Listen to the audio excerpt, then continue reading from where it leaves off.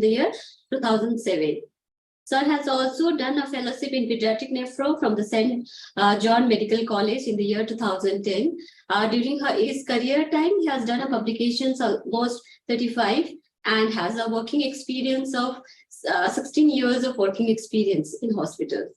So thank you, sir. We have a first presenter. We have a Rajkumari Sovasis here with us. So she is a nursing officer working in a NICU, Nigrin's Hospital. She has done her DNM from Downtown School of Nursing, Assam, and passed out in the year 2005. She has a working experience of 15 years in the hospital, and she is also the member of Trained Nurse Associations of India. So thank you, sis. We have a second presenter, Pivan Sara. She is also a nursing officer. She is also working in a NICU in Nigrin's Hospital, Shillong. She has done her BSc Nursing in Asian Institute of Nursing Education in the year 2017. She has working experience of 5 years in the hospital, and she is also a member of Trained Nurse Associations of India.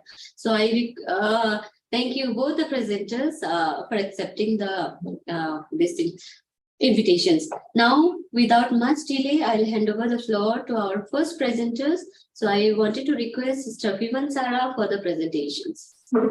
So, and we will first have the presentations like before, then after the presentations, I'll give you time for the discussion. So if anybody wants to ask questions during the discussion time, you can write down the queries, okay?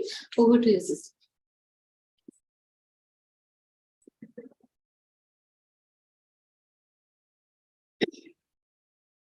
Good evening to all. My name is Pivan Sara. Before we start a class, I would like to thank Sir Dr. H. Burman, Pediatric HOD, Ma'am Nanuka, Sir Sova, and all the participants. Today's class will be on management on COVID illness in neonates, oxygen therapy, and respiratory assistance.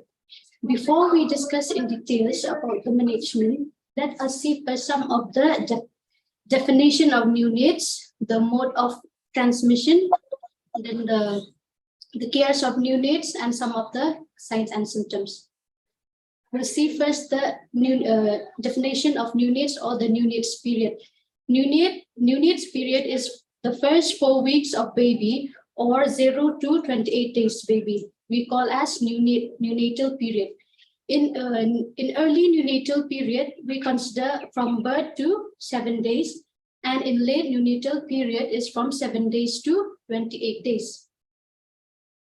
Then we'll see the mode of transmission. The mode of transmission here, it is transmitted into 3 ways. The first one will be the intrauterine infection. Then the second one will be the intrapartum infection, and the third one will be in the postnatal infection. Here in the intrauterine infection, there will be a transplacental passage from the mother to the fetus. And in the intrapartum infection, there will be direct exposure to maternal blood or secretion. It happened during delivery. And in the postnatal infection, here, the neonates, they used to get the COVID-19 infection when they have in direct contact with the mothers or any caregivers like the healthcare workers in the postnatal ward. We'll see some of the signs and symptoms. Most of the neonates, they are asymptomatic, but some they have mild symptoms like cough, rhinorrhea, and low-grade fever, as you can see in this picture.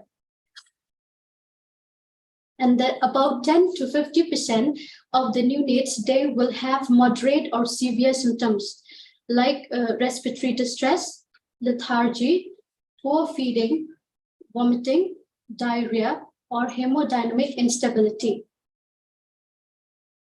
Then we'll see for the care area for neonates. Here in the care area for neonates, we have only 5 points. And it is easy to remember. The first one, those neonates who have these symptoms, we should isolate them from the healthy mothers. And the second one, those suspected cases, we should keep them separate with that of the confirmed cases. And the third one, if those suspected neonates, the test is positive, then we should shift them to the confirmed cases. Then the fourth one, if the infected neonates test is negative, but still they need hospital care, then before we shift them to the SNCU or NICU, we have to do 2 tests, and both the tests should be negative. But before we shift them to NICU, we have to document both the negative tests. And the fifth one here, if those neonates, they all have the symptoms of COVID-19, but still the test is negative, then we should repeat the test 24 to 48 hours before we shift them to the SNCU or NICU. Then we'll see the respiratory support for neonates. Here, neonates,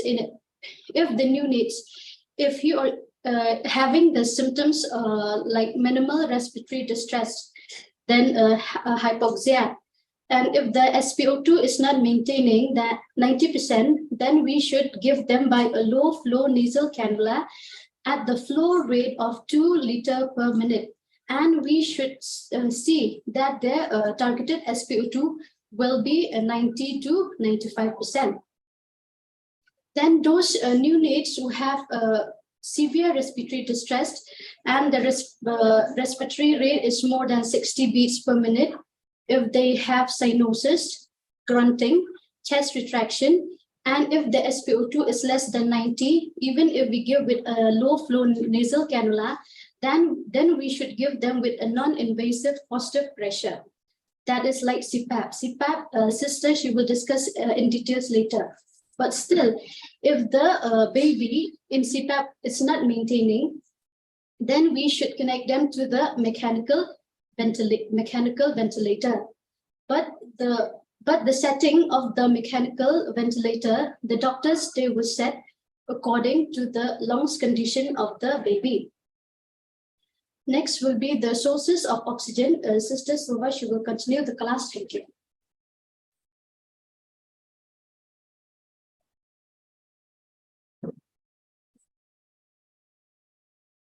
Good evening, everyone. I'll continue with the sources of oxygen in hospitals and at home. Also, what we are using for COVID patients as well as adult for the neonatals.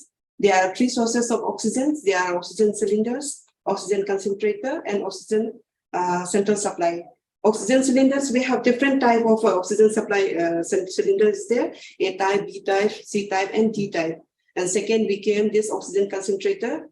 This is mostly used at home only. For chronic patients or oxygen-dependent patients, we don't need that one oxygen. The hospital stay is not need, but oxygen-dependent is there. For that one is used, but the side effect of this one is that it is mainly run by the electricity. And this is the central oxygen supply. This is, we have all the private hospital, most of the private hospitals and big hospitals are having mainly in ICUs. And delivery method, we have divided into 2 parts, in low flow devices and high flow devices. In low flow devices, we have free flow oxygen, nasal prong, head box, face masks in simple partial rebreathing and non-breathing masks. In high flow devices, we have high flow devices, self-inflating bag masks, CPAP, is continued positive airway pressure, and high flow nasal cannula. Ventilator will be non-invasive also there and invasive also there. First, we will discuss about some, like we'll discuss in brief only. Today, tomorrow will be in a very big class will be there in further classes. Today we'll just give the oxygen sources in a very brief way only. Then free-flow oxygen. Free-flow oxygen is a low-flow device only, blown by oxygen delivery. It's the simplest one, but the least reliable at the delivering a specific FiO2. It is mostly commonly done by means of last bore oxygen tubing connected to effectance or a simple mask that is placed on relative, so distance from and directed the patient page. It is mostly common to central cyanosis baby with a minimum can be given from 0.5, can be less. In NICU, we are using less than 0.2 also, but in like documented is around 0.5 to 5 liter per minute. But we practically use, we like central sinuses baby, or we win out from the CPAP, and little bit less oxygen is needed, and we cannot win off totally that one only. We get like 0.2 also, we are going like that only. Advantage where we have advantage and disadvantage of the free flow mask also. Ideal for alert, spontaneous breathing patients also required and low concentration of oxygen. It is tolerated well for the baby and can be continued during feeding also. Disadvantages are unreliable FiO2 when the baby started, like when baby come out from ventilator, CPAP, started moving like head and all, we can have to be like very, those who are duty having NICU, they have to be very alert. We seeing those patients have to be observed nicely. Those who are on pre-flow masks, then baby can be like, if we are not observed, then something missed out, can be baby can be hypoxic, and if the baby turn away and mask is inadvertently misplaced. These are the pictures of the NICU with the consent of the mother we have taken. This is the baby came out from the CPAP. Still some like oxygen is needed. That's why free flow masks with the help of EMBU masks we are giving like this. And while feeding also, it's not like we can give freely like oxygen also like this. And in while giving DVF, we are starting like we are practicing the baby for NNS, nutrition sucking and all. We can keep like this also. It is the very good idea for the neonate, especially preterm, who are gaining weight. We are like a management of feeding. We are doing one enhancement of feeding. This is the very good idea we are using here. And next, we discussed about the low flow nasal cannula prongs. Mostly widely used O2 delivery device. This is deliver O2 to the patients through two soft prong that rest in the patient interior nares only. The cannula tubing is attached to the O2 sources, and nasal cannula should not be used in a patient with blocked nasal passages. Blocked nasal passages is baby used to have a mucus, sometimes secretion used to be there. To make sure the baby nasal is clear before applying any nasal cannula or any oxygen supply, we can put some normal saline also to clear out, or to mild suctioning can be done also. The nasal cannula is a spontaneous inspire own air and O2 supplemented by the cannula within the child airway result in variable FiO2 being delivered. It depends on O2 flow rate also. We can give, like we have already discussed, till 2 liters of per minute we can give to the neonatal, especially baby, pediatric. Then O2 flow rate, the spontaneous breathing effort, the relation between the prong and nasal cannula means nasal diameters. If we say in nasal diameter is like some study, they said it should be over more than 50% of the nasal, this one, near only. Also, O2 concentration delivered to the neonate by nasal cannula, where I from 22 to 95% we can deliver with a maximum flow of 2 liters per minute. If we give more than 2 liters also, baby will not get that much delivered to the baby. There is no risk of gastric distension as standard flow rate. The humidification, this is a simple one, that's why we don't need humidification for this one. And by giving feeding also, it's very helpful also. This is the standard flow rate we are using here for neonate, 0 to 5 liters to 1 liter per minute. We are giving to the standard flow rate, and infant we are giving 1 to 2 liters per minute. In older children like pediatric, 1 to 4 liters per minute we can deliver. This is a head box 10. Next we can discuss with the head box 10. Nowadays, like we have not seen very frequently in nowadays, but it's before like CPAP machine came, this one was highly used in the neonatal area. It is consists of 2 pipes with a head box. This is the head box, incubator or train 10. This is the head box, and can be used if the nasal obstruction is present. Can be if the nasal obstruction is present due to some any disease associated or more secretion is present, can be used this one. No risk of gastric distension is there, and unification also is not needed in the head box 10. We have so much advantages, it seems now. That's why we have, I feel like doctors have advised, doctors have stopped advising us for using head box. They have limitation placed on mobility rate are undesirable, especially in bigger children also, interrupted during feeding, KMC mother care, kangaroo mother care, we have discussed already yesterday. Then while suctioning, we have to take out the head box frequently, and what requires oxygen we have to deliver, the baby is not getting. And carbon dioxide toxicity may also be caused by if we are not giving appropriate flow rate, that is, we are minimum giving from 2 to 3 liters per kg per minute. If we are not delivering this much oxygen, if we are not observing oxygen, if let's go to 1 liter, and toxicity chance is very high. And kinking, if we didn't check the oxygen tubing and all disconnections of the tubing in appropriate tight seat of the box around the infant necks. Next comes the simple face mask. This is widely used in pediatric. Neonatal, we are hardly using because this not proper size is not there for neonatal, especially for preterm. But immunizations and all, we are using transparent masks, which provide with side hole is there. This is the side hole is there. Different flow rates result in a highly variable and unpredictable FiO2. Advantages are these are very cheap and less expensive, can be used in mouth breather, those who have sinus, this one nose block baby is there, can be used in a pediatric also.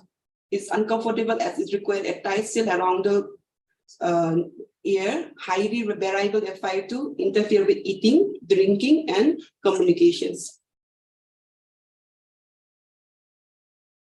Non-breathing masks we are using in the pediatric. Till now, we didn't come across with the pediatric neonatal, especially neonatal. But I'll just briefly say about the non-breathing masks. Provide with one-way valve between mask and back exhalation port. Marks, you can see or not, I don't know, but this is we've been provided this one. This is the non-breathing masks we have. This is the one-way valve. This one is there. This is the inhalation. This one is the oxygen bag. This one, especially used in the COVID adult patient. Then it can be like like it's contained in the low flow devices, but it can be delivered around 95% of the oxygens, and it can be blown with the 10 to 15 liters per minute. Advantages are highly possible FiO2 low flow devices, suitable for spontaneous breathing patient with severe hypoxia patients. Disadvantages are require tight seal, comfortable or uncomfortable, interfere with eating and drinking. And if the malfunction is there, if we didn't check properly before giving to the patient, if this valve is not working, if we have to check the valve nicely before giving to the patient. If it's not working, if malfunction is there, CO2 build-up, suffocation is there, high chance in the patients. In high flow nasal cannula composed of soft prong that rest in the patient anterior nail and allow delivery of heated humidifier O2. This is the simplest nasal cannula, but it's given with the humidifier O2.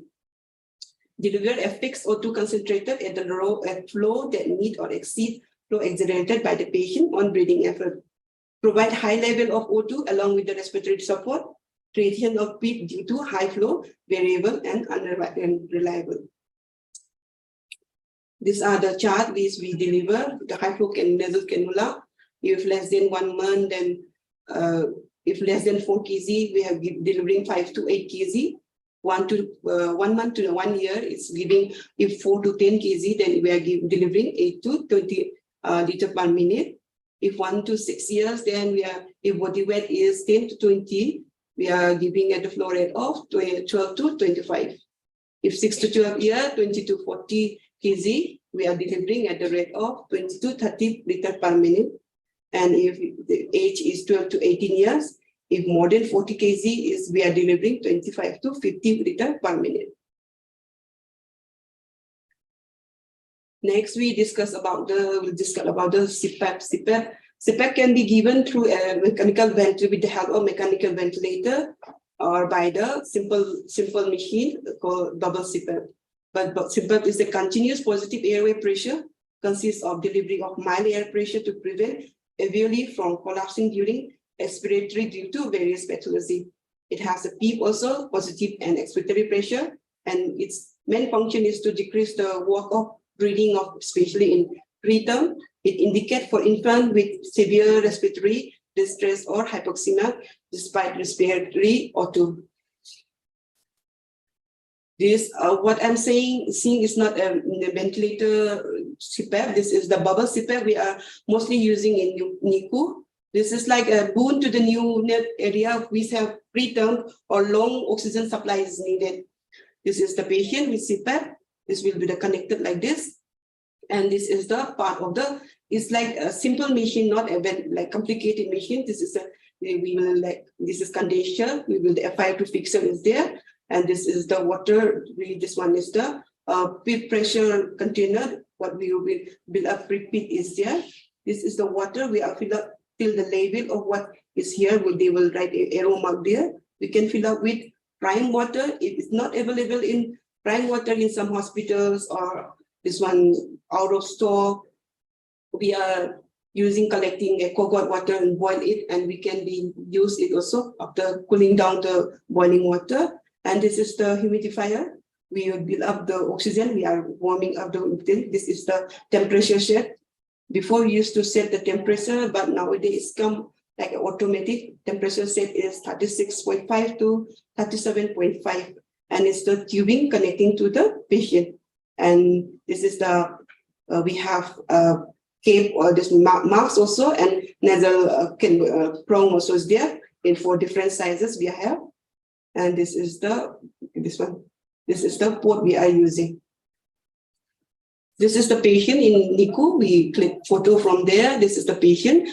Why we kept open this one, Rasti, because this is in CPAP, in other nasal cannula, free flow masks, we don't have like high chance of distension of abdomen. But in CPAP, there is, because pressure build up, we are giving with the pressure, so high chance of abdomen distension is there. That's why we are, before feeding or after feeding, after 1 hour, we used to keep open like this. So the extra oxygen build up in the body can be come out from here. And this is the different size of marks for CPAP we are using. And this is the prong, whether according to the comfort of the patient, according to the size of the patient, we are using 0 size. And this one is the smaller size we are using for the preterm. And till term, we are using this size. Next come the mechanical ventilator for severe respiratory distress, absent or poor respiratory effort, or not able to maintain patency of airway. It can be given by endotracheal tube, nasotracheal tube, or laryngeal mask airway.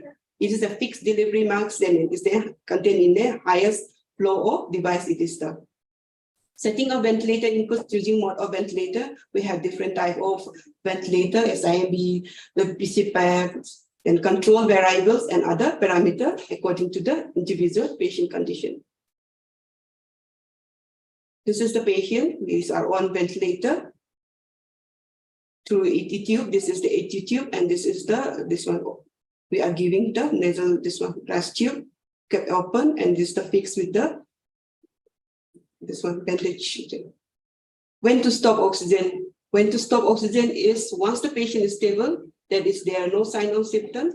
SPO is more than 90% maintaining for the last 24 hours to 48 hours, and disconnected can be connected again after at least 10 to 15 minutes. We will see before weaning off. If there is no clinical sign, cyanosis not there, a baby baby color is okay, then we will continue to stop the auto. If SPOT is maintaining above 90. Best done is in the morning, because there will be adequate staff and active staff will be there, and doctor is available around the time. And it's better avoid it between the night duty, night shift, because there is between the sleep also baby may high risk of unrecognized hypoxemia. They will there, and alertness of the staff also may be occur. Discharge policy for neonate from the COVID patient. Neonate patient can exposed to already to COVID patients with mother already, can be discharged along with the mother if the mother is stable. Then if the second is stable neonate in room air, it's not possible. If the sickness of the mother is there, who has been since birth, if the mother is already gone to ICUs, and is where baby was kept with the trained family member, can be discharged with the family member within 24 to 48 hours of life. Follow-up can be done for the COVID patient for at least 14 to 28 of life, or we can, if they are far or cannot come to the hospital, nearby PSC also they can go, or through telephone or physical visit by the PHC if they are given they have given like facility to go to the home to home. This one also can be done. Thank you for today's session. I hope I didn't run too fast. Any query can be asked. Sir is there to answer this one.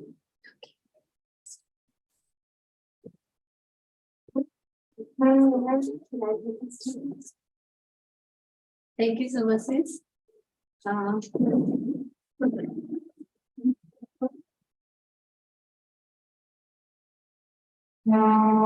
Thank you so much, sister, for a wonderful session.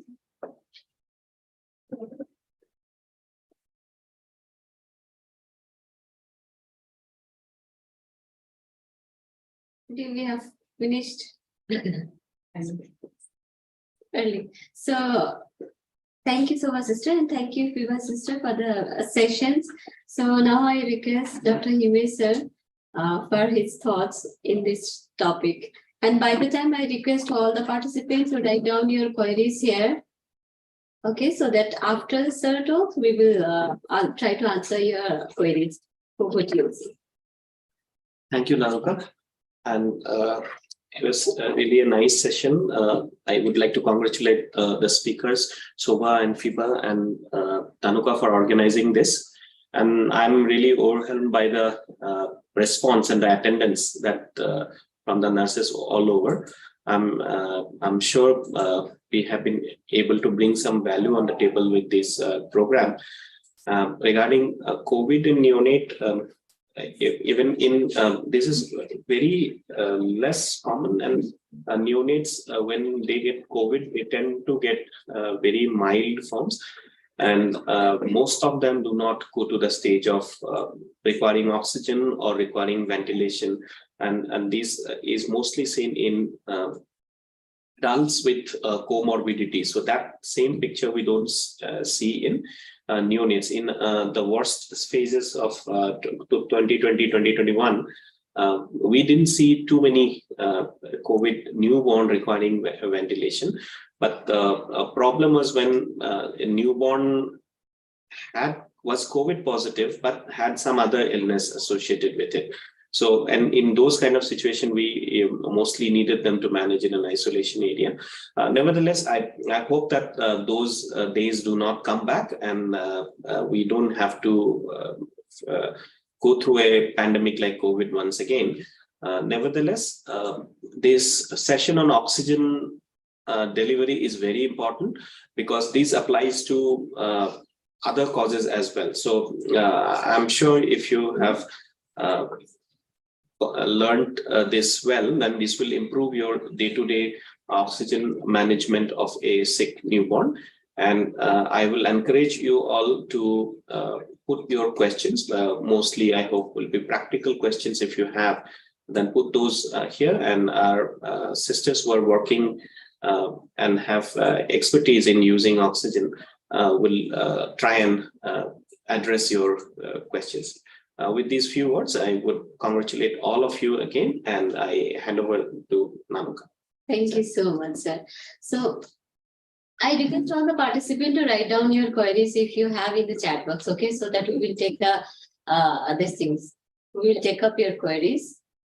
And any of you wants to share your experience during your career time, please raise your hand so that we will give a chance to talk. Or if anybody wants to ask any questions, Bhuneshwar, can you give them access to speak, so that if anybody wants to share your experience, at least other will learn from them, and we are very much welcome for these things forum. Anyone wants to share any queries? Nobody is having any doubts. I think Sister Sova and Sister Fiba has explained nicely. Okay, one question is there. What about oxygen concentrator? Can it be used in neonates? Actually, oxygen concentrator class we are going to take tomorrow. In all sessions we are going to take. But any of sir you want to answer? In units, yeah. One machine, oxygen concentrator machine. What about oxygen concentration? Can it be used in? Yes. At Negrins, we do not have experience with oxygen concentrator, but there is no reason why it's just a source of oxygen, the concentrator, and it needs to be delivered with a device that Sister Sobha has shown us. So it can be used for neonates as well, but the device for delivery has to be so. You can use oxygen concentrator and deliver with CPAP, you with nasal prong, with a free blow by oxygen. So different modes can be given, and you can use oxygen concentration as a source of oxygen. If I know that many of the centers in Meghalaya and maybe other states received oxygen concentration during COVID time, I would like to hear from some of them who have used it firsthand. Yeah. Any one of you. Bhuneshwar, can you give them access so that they can unmute themselves and they can speak up? Done. Okay. Anyone wants to share their experience? You can unmute yourself. You can speak now. Even if neonates, you can please share your experience. Using of the concentrator, you can share your experience. Any more queries? Here we are not. Okay, thank you for those who have your postage and feedback link. Thank you. Okay, there is one. What difference with oxygen? Those who are not speaking, can you please mute yourself? Thank you. What differences will with oxygen flow between the peripheral and central sinuses? So you want to take that? Central sinus. Maybe I'll just take it from It will be same only because all two devices will be same only. Whether it's in central sinuses baby. Central sinuses is mainly for the patient baby having cardio problem, especially nose area around the mouth. We are calling that one central sinuses baby. Which they have some heart disease or cardio problem. That one only, but oxygen delivery will be the same only by whatever the percentage is not maintaining. In cardio, what we experience in neonate is like SpO2 that level is little bit lower than the normal patient. But according if baby has sinus is too much, we used to give according to the patient need by nasal probe or free flow max. So this one at just I want to add on what Sister Sobha has said. For a nursing staff, when you see the child is sinus and you need to give oxygen, then there is absolutely no difference when you give oxygen and then you reach out to the doctor who will decide that why the child is needing oxygen. So when we say peripheral cyanosis, that means it is because of a sluggish blood flow in the periphery. And it's actually not because of deficiency of oxygen. And in neonates, it's very common. You can see palms and hands being slightly bluish in color, and that need not be supplemented with oxygen. And moreover, when the baby is new. Can you please mute yourself? So when the baby is newly born, it may take few minutes to become fully pink, and that is absolutely normal. So you need not give oxygen there. So when you say central cyanosis, that means that there is something wrong in the lungs or the heart of the baby. And central cyanosis is the only type of cyanosis that requires oxygen for management. And for that, based on whether the baby has how much breathing difficulty, how much is there any other problem, based on that, and how much oxygen is required to help the baby maintain a normal saturation. Based on all these factors, the doctors and the nurses, the team will make a shared decision on how to go ahead. I hope that we clear that to some extent. Is that? Yeah, I think you got your answers. I was trying to. I saw a few questions, but because of this, thank you and post it. Okay, if you have done the post is, please don't write here. We are trying to search the questions now. Its question is moving. Where is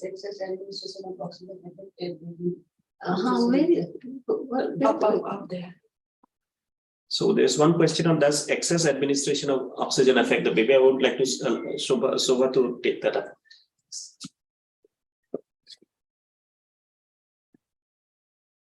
Yes, excess oxygen everywhere. Normal patients, if sick baby, excess oxygen is injurious to. Please वो mute government- yourself. Can you please mute yourself? Bhuneshwar ji, hello, Bhuneshwar ji, can you remove the access to these things and mute? Okay, sure. Yes. Yes, excess oxygen delivered to any patient is have a side effect only. Neonatal we saw is like prolonged oxygen. If more are giving more than require oxygens, they develop retinopathy of eye. This one we have seen that one in the long term. Some babies become like eye problem will be there. So excess we try to avoid the oxygen delivery. If the patient is maintaining, we try to avoid our pre-flow marks. If maintaining with a little bit far distance also, we are practicing there. We are practicing there.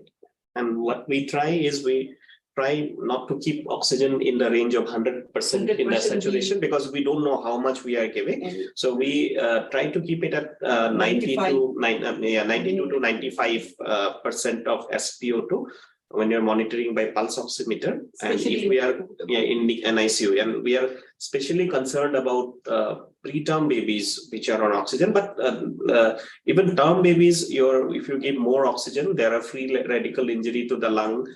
They may need to be on oxygen for a longer duration. Their discharge may get prolonged. So in all babies, you need to watch out. Oxygen should be used as a drug, and it is to be used targeting a certain saturation that is not usually around 92 to 95 you would want to keep. If you're using ABG, then you would want to target your PO2, and you will need to be especially sensitive for premature babies. I think Bhavana, you got your answers. I've seen one more questions asked, like what is central cyanosis? Asked by Dorothy. Yeah, I think we have Already answered that. Central cyanosis is a cyanosis that is because of defect in either oxygenation because of a lung problem or mixing in the heart of oxygenated and deoxygenated heart. So that is central cyanosis to define it.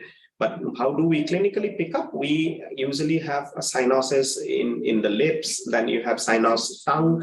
These are signs of cyanosis being of central origin. When you have a pink tongue, you have pink lips, and then you have some bluish discoloration of hands and feet of the baby, that would usually indicate a peripheral cyanosis and will not indicate that there is a central defect in oxygenation or mixing of oxygenated and deoxygenated blood. Thank you, sir. Hope, Dorothy, you got your answers. So another question is asked by Diamond, sir. Can we give the oxygen if respiratory rate is more than 60 above, or if the SpO2 saturation is more than 94? Can we give the oxygen if respiratory rate is more than 60 and the saturation is more than 94%? Yes, you can give, but you need to keep this as I said, not for hyperoxia, try to not reach that mark of 100%, because once you have an SpO2 showing 100% after giving oxygen, and then you don't know whether you are hyperoxygenating the child or not, especially when you're not monitoring the child with a arterial blood gas. But if it is more than 94 and then the tachypnea is there, you can just observe without oxygen also. So this is not an absolute indication for giving oxygen, and that would depend on your personal comfort and in unit policy. But do not try to keep, after giving oxygen, the saturation should not look 100%. Another question is, if neonate nasal prone or oxygen mask is unavailable, can we use a child nasal prone, and how much rate to give? I think if you don't have anything to use, then at least the child nasal prone also they can Yeah, but the only thing is your child nasal prong, no, the prongs will not go inside, and prongs are thicker. So when you, if in case you want to push through the child's nostril, there is a chance of injury. And then if snugly fits into the nostrils, then you end up giving inadvertent peep, which is not ours. So there we need to have such situation that the excess oxygen leaks out of the baby. But if you have a bigger size of the prong, as if you're using child prong, so what you can do in those situation is, say, suppose you have these prongs coming up from the two prongs coming up from the tubing. So you can shave that off. These prongs you can shave off, and then there will be only two holes, and the prongs will be shaved off, and then oxygen will be coming near the nose. So for practical purposes, is occurs something like a blow-by oxygen only, but only advantage is that when the child moves the head from here to there, then unlike blow-by oxygen, the oxygen is still being delivered, and the risk of hypoxia is less. Yeah, in simple way, we are just cutting up, and then it's like giving, you are sitting in front of blower.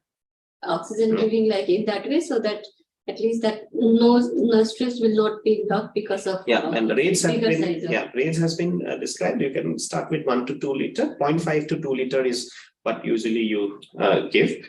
And but say suppose a child is requiring a little bit of oxygen, sometimes we even go below 0.5 also to maintain the target saturation. I think Olga, you got the answers. If still have queries, write down in chat box, okay? So Nalimita have asked another questions like, is ABG mandatory for the neonates, or can we start the treatment without waiting for the ABG report?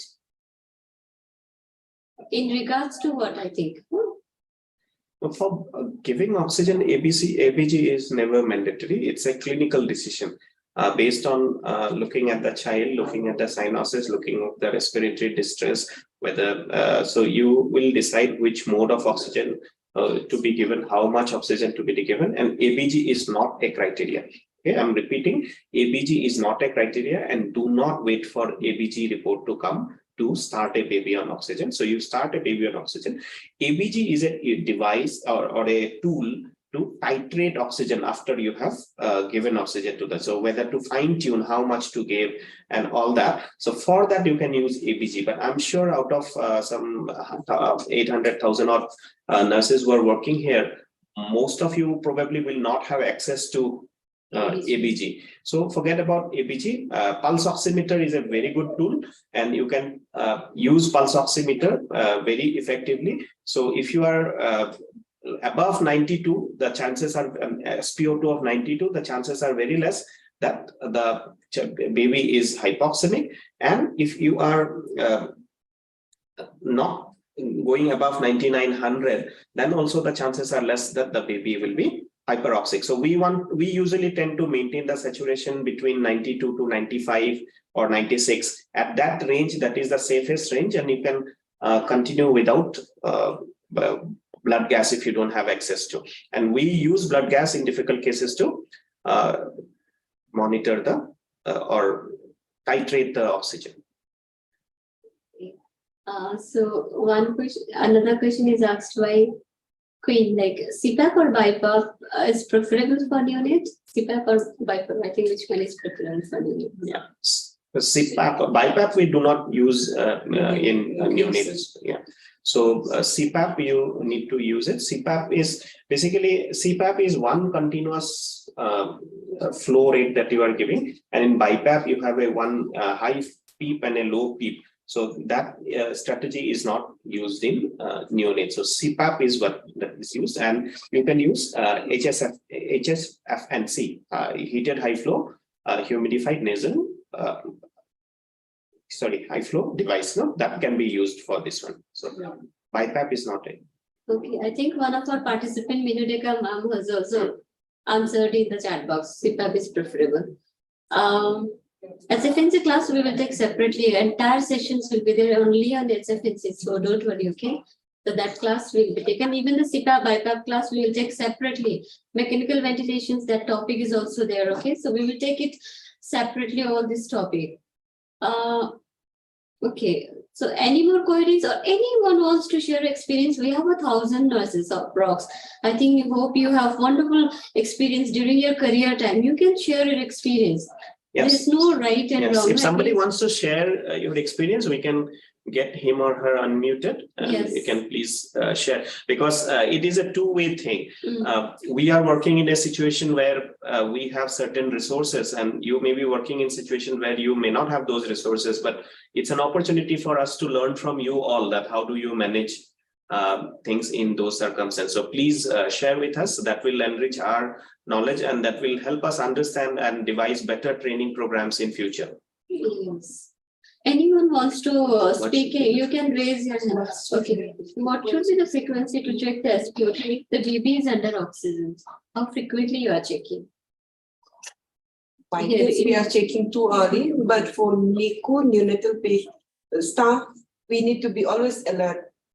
We are not going to the station, nurses station. We are always side with the patients only.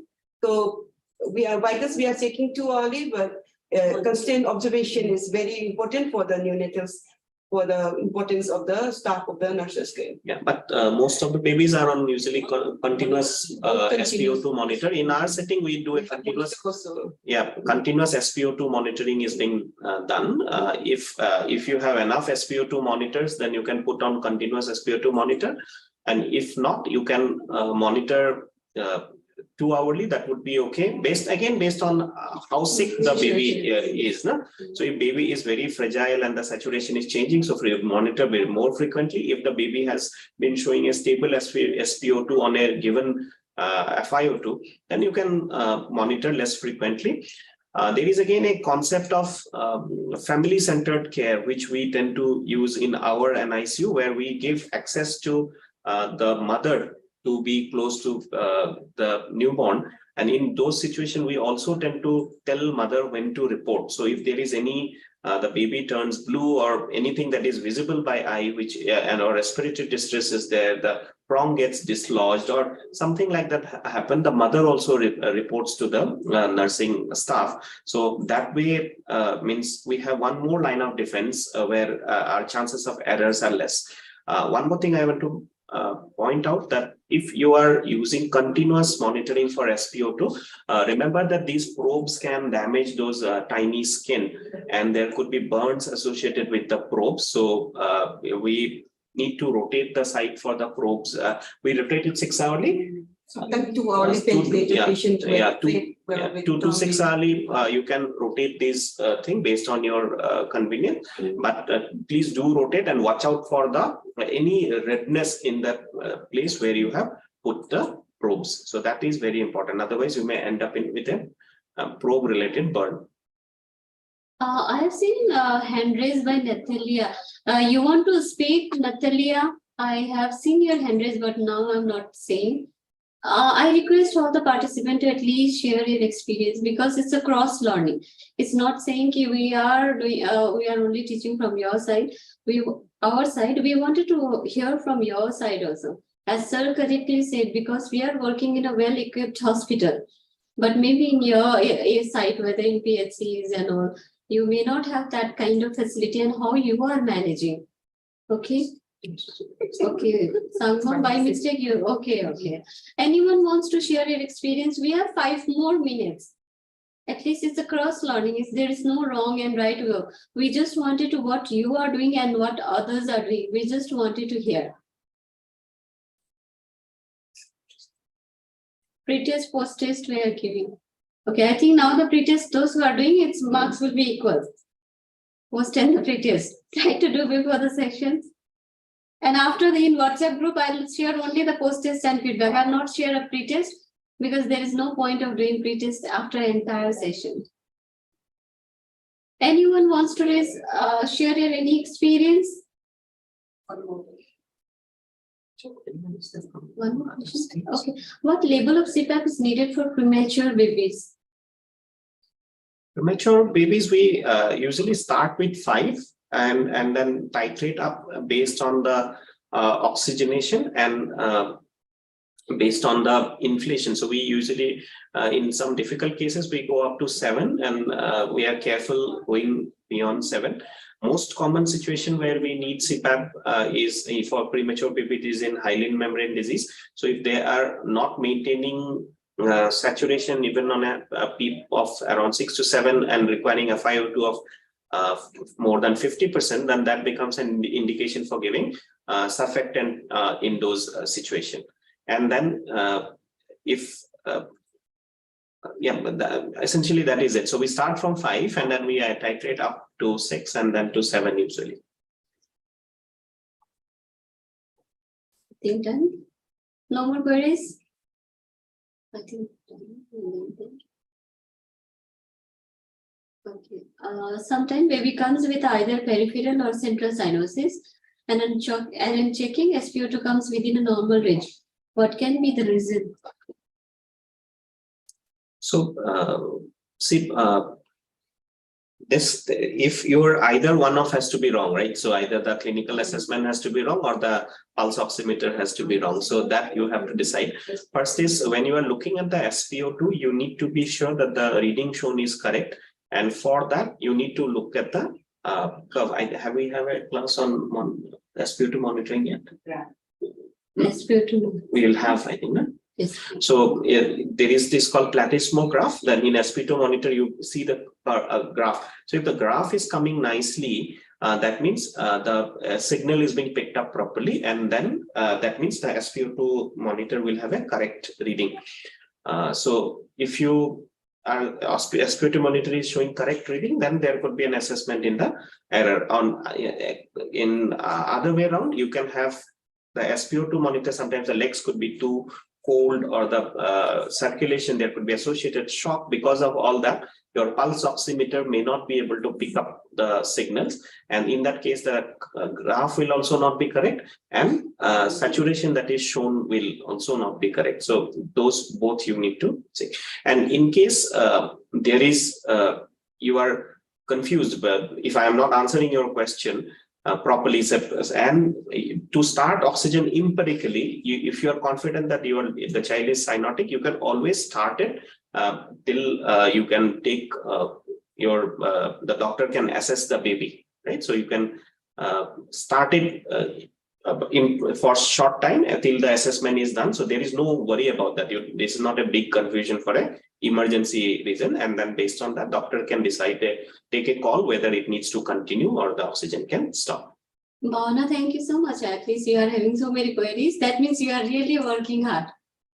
Good work. And then another question is asked, what is the limit of oxygen that can cause eye damage?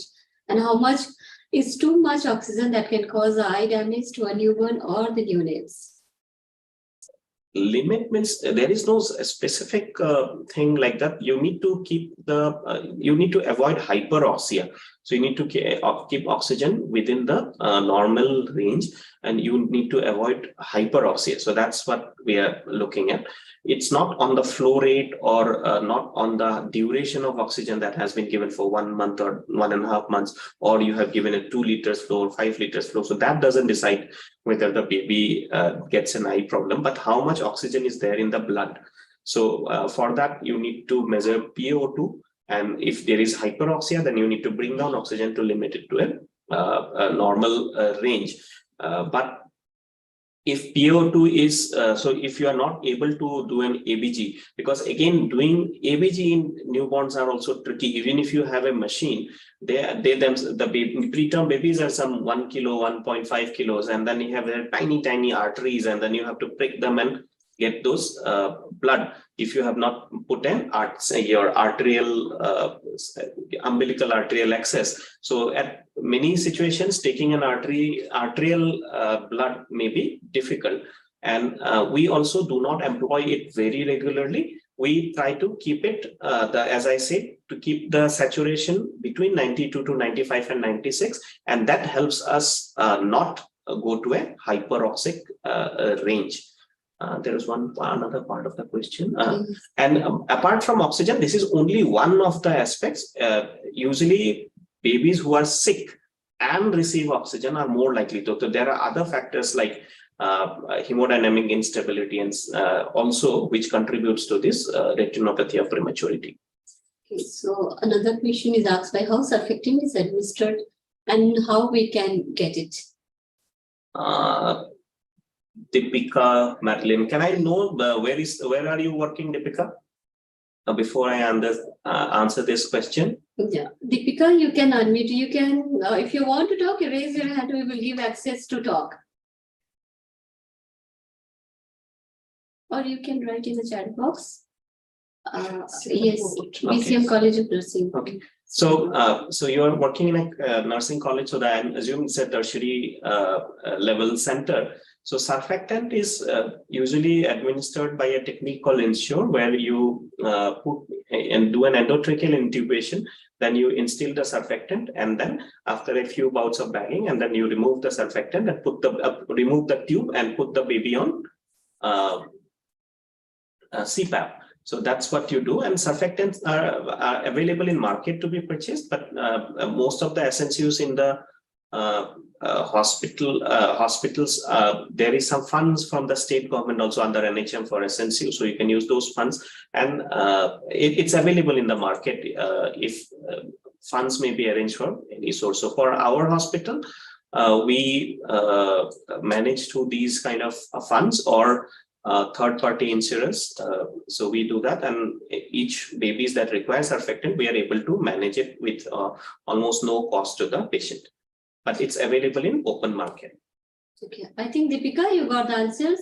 Another question is when a limit, like why hearing assessment is important for neonates? Hearing assessment is important because prematurity, mainly these are important for premature babies.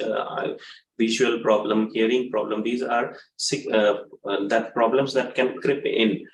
We classify these NICU graduates. When we come out from NICU, we classify them as high-risk neonates, and they are at high risk of developmental problems, neurological problems, and these kind of hearing and visual problems. If we do not detect this hearing problem early, then these can lead to language delay, and as if we say suppose detected quite late, then it may be difficult to intervene and correct these earlier. Even for hearing aids and all, earlier we intervene is the better. So that's why we need to pick them up early. Okay, I think we will take the last questions here, which is asked by Jarina. Site for attaching of the pulse oximeter other than finger and toes, if we have a cases where the extremities are extremely cold and then child is restless, what should we do in that case? Shobha, do you want to pick up? Wait. Yeah, race we can be applying the race also sometimes we apply, but if the baby extremities too cold, we have first make baby warm first until the baby is stable. We apply in the race only. Yeah, so for that, as we have discussed, no, and getting a pulse oximetry reading is not an immediate priority. You can give oxygen that time, and then you can try other sites. Stabilize the patient, because say hospitals who will have no pulse oximeter will also stabilize the baby, right? So their oxygen will be given empirically. So these you can wrist, right? So you can you tie in neonates, especially you can tie across the nates, but again there could be fallacies in reading. You can use in the foot and palm you can use. Sometimes you can, if you have this Y type of thing, you can even use in ear lobules also. Sometimes you can use for pickup. These are some unconventional sites that can be used, but again that is not a priority. You can give oxygen and stabilize the baby, and once the baby is warm, then you can start monitoring pulse oximeter. I think we're done. I think now I have not seen any more questions also. Thank you. I am only receiving the thank you. So I think we'll end the sessions, today's sessions here only.